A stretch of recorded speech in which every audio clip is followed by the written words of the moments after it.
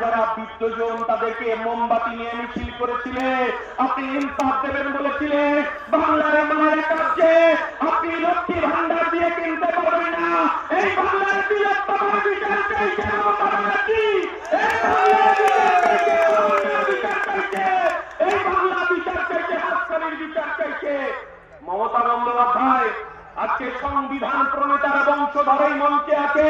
আমরা সংবিধান হাতে করে বলতে চাইছি, এই দেশের প্রধানমন্ত্রীর কাজ কি মন্দির মসজিদ তৈরি করা?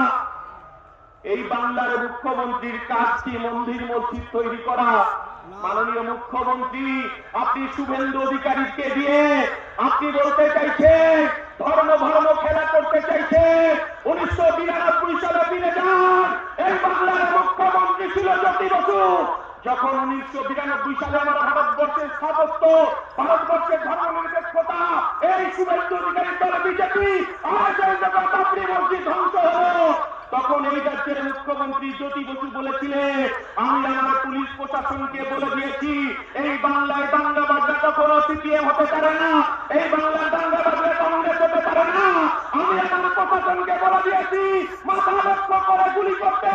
আমরা বলতে চাইছি এই বাংলাকে ভাগ করা যাবে না। মমতা বন্দ্যোপাধ্যায়, আপনি ভেবেছেন এই এসআইআর এর মধ্য দিয়ে আমার এই বাংলার সংখ্যালঘু মুসলমানে তাদের অধিকার, কবরস্থান, তাদের ঈদগাহ, তাদের মসজিদ, তাদের মাদ্রাসা আপনি 5 দিনের নোটিশে আপনি দখল দিতে চেয়েছিলেন বিজেপিকে। আমার দলের চেয়ারম্যান নওশাদ সিদ্দিকী, আমরা ওয়াকফ বোর্ডে ছুটে গেছি, সেদিনকে আমরা ওয়াকফ বোর্ডকে বলে এসেছি এই বাংলার অধিকার, এই বাংলার অধিকারকে কেড়ে নেওয়া যাবে না। তাই মুসলমান সমাজ তারা বুক দিয়ে লড়াই করছে। আপনি বলছেন এখানে মিছিল করা যাবে না, মিটিং করা যাবে না, দিল্লিতে গিয়ে মিটিং করতে হবে মমতা বন্দ্যোপাধ্যায়। আর আপনি এসআইআর নিয়ে যে কথাটা বলতে চাইছেন, আপনি বলেছিলেন আপনার লাশের উপর দিয়ে এসআইআর হবে, বলেছিলেন তো? বলেছিল না? আপনি কি করলেন? ভাইপোকে বাঁচানোর জন্য 90,000 কর্মচারী আপনি নিয়োগ করলেন। 90,000 কর্মচারী কার? মমতা বন্দ্যোপাধ্যায়। বিডিও অফিসের দখলদারি কার? মমতা বন্দ্যোপাধ্যায়। বিডিও গুলো কার অধীনে কাজ করছে? মমতা বন্দ্যোপাধ্যায়ের অধীনে কাজ করছে। আর আপনি তো এখানে হিন্দু মুসলমান ভাগ করতে চাইছে। একদিন কিছুদিন আগে দেখলাম মমতা বন্দ্যোপাধ্যায় আপনি বলতে চাইছেন মুসলমানদের নাকি জব্দ করার চেষ্টা করছে। আমার নওশাদ সিদ্দিকী বলে দিয়েছে এই লড়াই আমাদের বাঁচার লড়াই, এই লড়াই আমাদের জিততে হবে। আমরা বলতে চাইছি কবরস্থানে আমার বাবু জায়গা কাকারা 300-400 বছর ধরে শুয়ে আছে, আপনি এসআইআর এর নোটিশ সাজাতে চাইছে। আমার মুসলমান ভাইয়েরা মায়েরা ভয় পায় না, তারা বুক চিতিয়ে লড়াই করছে। আপনি এনআরসি ভয় লাগাতে চেয়েছিলেন, আপনি কেসি রেখে ভয় লাগাতে চেয়েছিলেন। আর আপনি বলেছিলেন বিজেপিকে ঢুকতে হবে, তৃণমূলকে দুহাতে ভরে বাংলার সংখ্যালঘু মানুষ, আদিবাসী মানুষ আপনাকে ভোট দিয়েছিল। মমতা বন্দ্যোপাধ্যায়, আপনারা শুনে রাখুন, আমরা বলিনি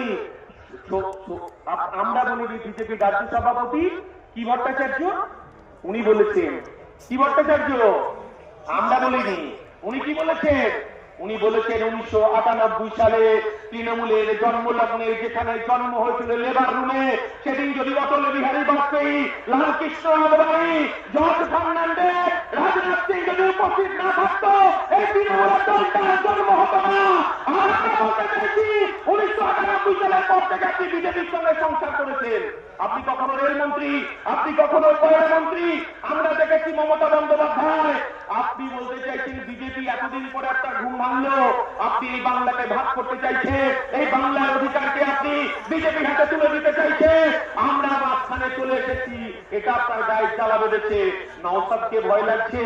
আমরা বলতে চাইছি এই বাংলায় নওশাদের নেতৃত্বে লড়াই হবে। 2026-এ আমার 2 ডিজিটে এমএলএ বিধানসভায় যাবে। এই বাংলার গরিব মানুষের